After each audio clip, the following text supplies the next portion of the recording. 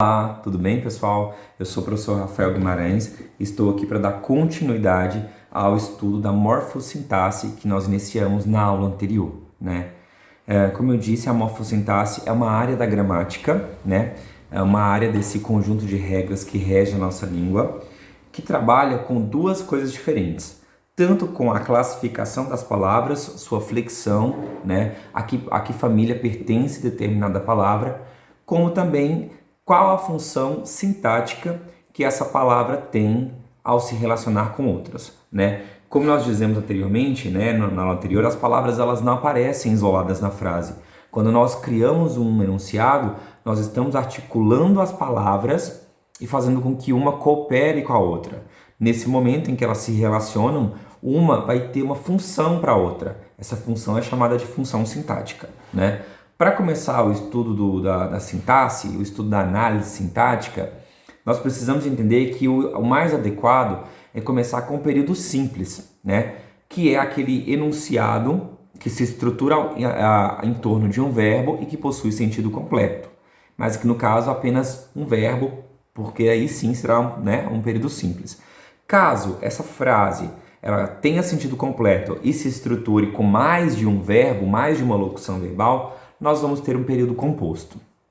Pois bem, sempre que nós criamos algum enunciado, nós conversamos com alguém, nós estamos necessariamente dando uma informação. E essa informação, geralmente, ela se liga a algum ser, ou a alguns seres, né? Pode ser algum plural também, né? Então, basicamente, nós temos aí dois conceitos bons para identificar sujeito e predicado, né? Sujeito, que é o primeiro termo essencial, é aquele ser sobre o qual eu declaro alguma coisa, e o predicado é a informação que eu estou dando. Numa frase que eu dei na aula anterior e que aparece no slide também, é tirada de uma tirinha do Agar, aquele viking, ele falava: os Bergsons nos convidaram para uma festa, né? Observe que há uma informação de que alguém foi convidado, e essa informação ela se articula, ela remete a algum ser, no caso, os Bergsons. Então, o sujeito é o ser sobre o qual a gente declara alguma coisa, né? É geralmente com o sujeito que os termos do predicado irão se flexionar, irão concordar, né? E tá aí a importância de nós estudarmos sujeito e predicado em língua portuguesa. Um dos principais erros que acontecem na fala e na escrita das pessoas é justamente a não concordância, né? A não concordância adequada do que está sendo dito com quem, ou de quem se está sendo dito, né? Então, a concordância entre o verbo que aparece no predicado, que inclusive será o núcleo do predicado, e o sintagma nominal que nós chamamos de sujeito. Então, precisamos ficar atentos a sujeito, por mais que pareça uma matéria muito simples, porque existem alguns casos em que a concordância do verbo ela se dá de um modo diferente. É o caso que vocês viram aqui nesse slide que está junto com a postagem, dos sujeitos chamados indeterminados. Quando eu tenho um sujeito determinado, eu quero dizer que eu sei que a informação que está sendo dada se refere a algo ou a alguém, mas eu não quero ou não posso dizer quem é essa pessoa, certo?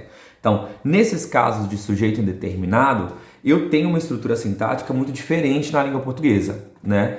Quando o meu sujeito é determinado, ou seja, ele pode ser identificado facilmente pela desinência verbal, que é a terminação verbal, quando eu tenho o sujeito que é determinado, então eu tenho tranquila a minha concordância, né? Se o sujeito está no plural, o verbo está no plural. Se o sujeito está no singular, o verbo estará no singular, né? Então, se a gente fala de sujeito determinado, é aquele que pode ser identificado, é facilmente identificado, e cuja concordância verbal se dá de maneira direta. Quando o sujeito é indeterminado, eu não posso dizer de quem estou falando, mas eu estou falando de alguém, a minha concordância ela segue regras distintas. Então vamos lá. No português temos os termos acessórios, que são esses que formam a estrutura básica da oração, e os termos acessórios são só dois, o sujeito e o predicado.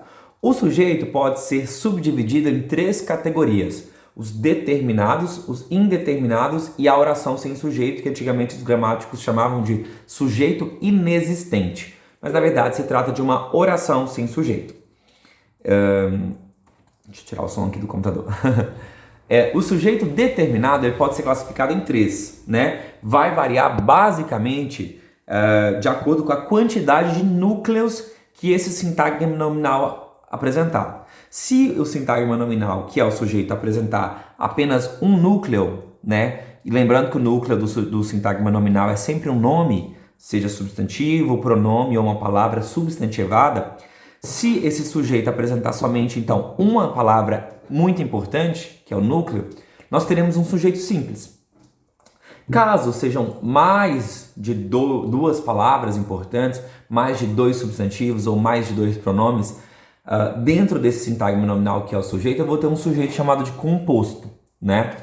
E se dentro da minha